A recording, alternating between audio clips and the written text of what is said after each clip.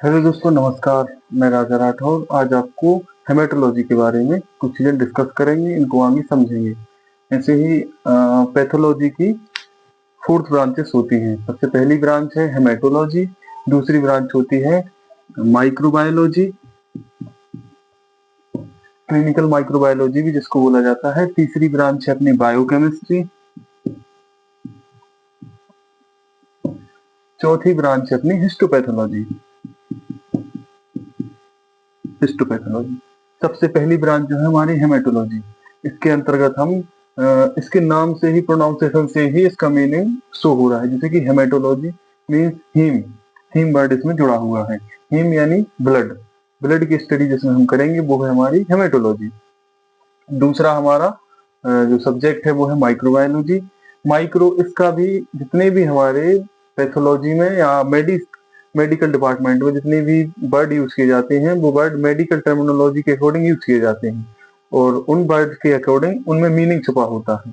जैसे कि ये माइक्रोबायोलॉजी है, माइक्रो मीन्स सूक्ष्म, बायोलॉजी मीन्स जीव, सूक्ष्म जीवों का अध्ययन इसमें हम करेंगे जो कि पैथोजेंस होते हैं, एबनॉर्मलिटी, जिनमें जो एबनॉर्मलिटी उत्पन्न करते हैं हमारी बॉडी में, उनकी स्टडी हम इसमें करते हैं माइक्रोबायोलॉजी के अंतर्गत।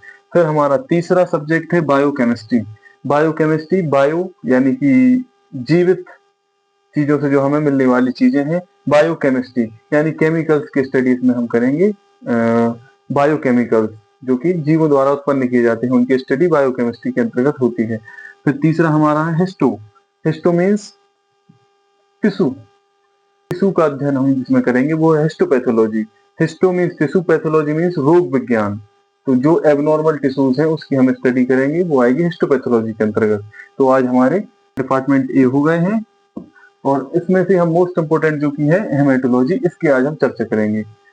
हेमेटोलॉजी का मीनिंग समझेंगे, इसमें क्या क्या स्टडी करते हैं उसके बारे में हम जानेंगे। तो आइए जानते हैं आज हम हेमेटोलॉजी के बारे में। ये सब चीजें जानने के पहले मैं आपको बता दूं कि जो बीएमएलटी और डीएमएलटी वाले स्टूडेंट्स हैं वो हमारे चैनल को सब्सक्राइब कर सकते हैं, क्योंकि मैं रोज updated new video, new topics इस पर डिस्कस करूंगा इस चैनल पे। तो हमारा टॉपिक है हेमेटोलॉजी। हेमेटोलॉजी के अंतर्गत हम ब्लड का अध्ययन करेंगे। ब्लड, ब्लड में क्या क्या प्रेजेंट होता है? तो ब्लड में जो है ना 2 पार्ट्स होते हैं। पहला पार्ट होता है सेल्स वाला, दूसरा पार्ट होता है प्लाज्मा वाला। सेल्स वाला 45% होता है, प्लाज्मा वाला 55% होता है। ऐसा मिला के 100% बनता है। दोनों में सेल्स प्रेजेंट होंगी, प्लाज्मा में nutrients, hormones, electrolytes, vitamin etc present होंगे। इस पर अभी हम डिस्कस करने वाले हैं डीपली। और तो सबसे पहले हम देख लेते हैं सेल्स वाला पार्ट को। इसका आप स्क्रीनशॉट ले सकते हैं। सेल्स, ब्लड में 3 टाइप की सेल्स पाई जाती हैं। सबसे पहली सेल्स है आरबीसीज, दूसरी सेल है डब्ल्यूबीसीज, तीसरी सेल है प्लेटलेट्स। इन सेल्स के अलग अलग फंक्शंस होते हैं, अलग अलग इंपोर्टेंस होती है। इसी प्रकार जो आरबीसीज है इसको हम मेडिकल टर्मिनोलॉजीज में क्या बोलते हैं? Erythrocyte, erythrocyte. दूसरा है डब्ल्यूबीसीज, इसको क्या बोलते हैं? Leukocytes, leukocytes. तीसरा क्या है? प्लेटलेट्स, जिनको बोलते हैं थ्रोम्बोसाइट।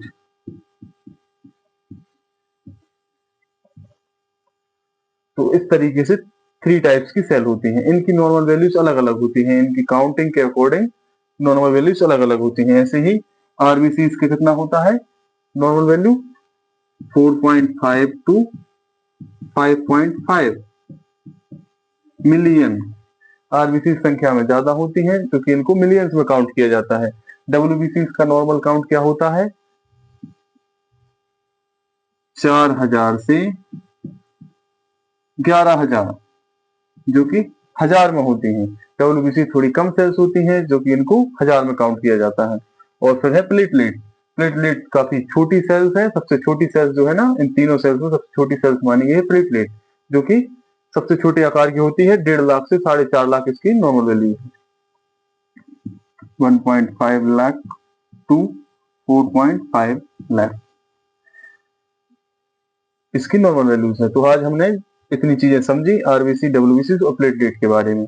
इनके फंक्शंस अलग अलग होते हैं, जो कि आरबीसी का फंक्शन है ऑक्सीजन को कैरी करना, ट्रांसपोर्टेशन का वर्क करती है, और डब्ल्यूबीसी का आप सभी लोगों को पता हो गई, एक ही हमारी डिफेंस मैकेनिज्म है, जो कि रोगों से लड़ने में क्षमता प्रदान करती है, वायरस से लड़ती है, बैक्टीरिया से लड़ती है, पैरासाइट से लड़ती है। और प्लेटलेट्स जो है ना, जब हमें कोई इन्फेक्शन हो जाता है, लाइक डेंगू, जब अभी डेंगू का सीजन चल रहा था, तो प्लेटलेट जो है ना डिक्रीज साइड जा रहे थे लोगों के, तो उस समय जो है ना ये एक टाइप की इम्यूनिटी प्रदान करती है हमारी बॉडी को, और पैरासाइट जो होते हैं वो प्लेटलेट को खाते हैं या डिस्ट्रॉय करते हैं। इस कारण प्लेटलेट काउंट डिक्रीज हो जाता है in case of dengue malarial conditions. तो इसके बाद हम सेल्स पार्ट डन हो गया, इतना ही सेल्स पार्ट होता है ब्लड में। उसके बाद हम पढ़ेंगे प्लाज्मा पार्ट। आप स्क्रीनशॉट ले सकते हैं वीडियो को पॉज कर करके।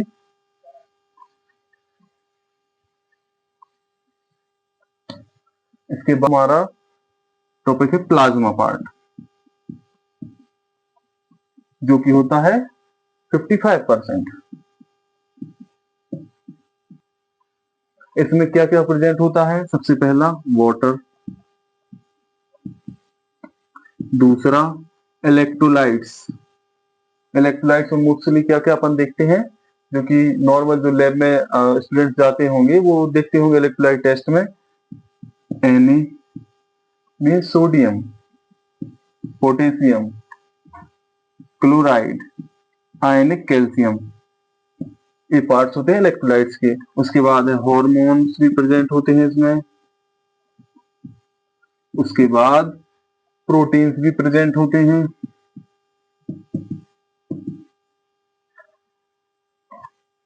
और न्यूट्रिएंट्स भी प्रेजेंट होते हैं।